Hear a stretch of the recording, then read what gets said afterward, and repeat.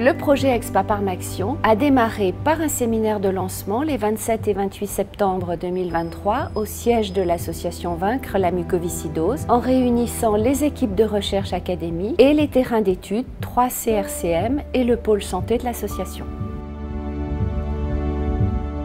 Ce qui est vraiment bien avec le projet Expaparm, c'est qu'on fait participer des gens qui sont directement concernés par la mucoviscidose à toutes les étapes de la recherche. Ben voilà, Cécile Fresneau, 24 ans et patiente adulte atteinte de mucoviscidose. Je m'appelle Christine, je suis donc co-chercheuse sur le projet Expaparm. Je suis maman d'un enfant qui a 13 ans et qui a la mucoviscidose.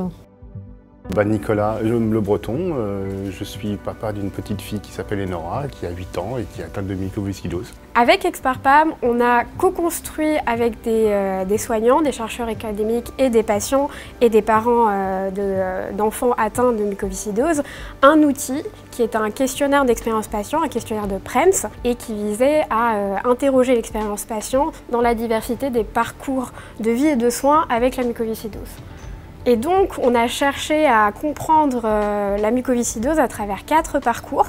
Donc, le parcours pédiatrique, donc on a interrogé des parents de patients, le parcours des adolescents atteints de mucoviscidose, le parcours des adultes non transplantés et des adultes patients transplantés. Je suis co-chercheur puisque je suis parent d'une enfant qui est atteinte. Donc, on a construit un grand questionnaire de plus de 400 questions qui regroupe tout ce qui est la vie avec la muco. Et là, ils vont devoir du coup le faire tester à des patients et donc je vais à nouveau avoir un retour après la phase de test.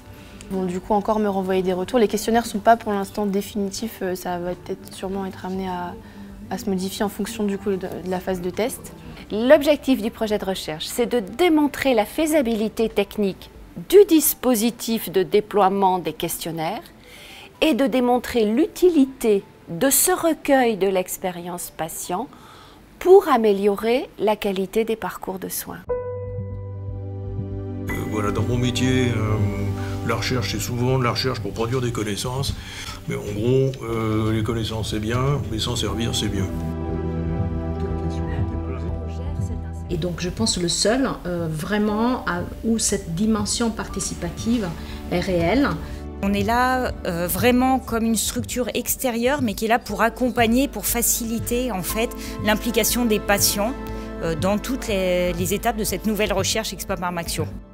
Alors Pierre, il m'a qualifiée d'emmerdeuse, effectivement. Parce que finalement, on vient un petit peu ébranler, je vais dire, un petit peu les certitudes des médecins qui ont un point de vue et nous on vient rajouter un point de vue en venant un peu titiller, en disant mais c'est pas tout à fait ça, vous voyez pas les choses de la même façon que nous, etc. Et donc vous aussi, vous pouvez participer au projet Expaparm Action, donc soit en devenant vous-même patient partenaire ou parent de patient partenaire dans votre CRCM, ou alors en participant directement à l'étude, soit dans les CRCM terrain, ou alors sur le site de Vaincre la mucoviscidose. Et bien sûr, on a besoin de vous. Du coup, moi je suis emmerdeuse, mais à temps partiel. Voilà. En fait, c'est ça le but du questionnaire, c'est améliorer la vie des gens. Et plus on sera impliqué, plus ça correspondra vraiment à notre vécu, notre ressenti et nos attentes.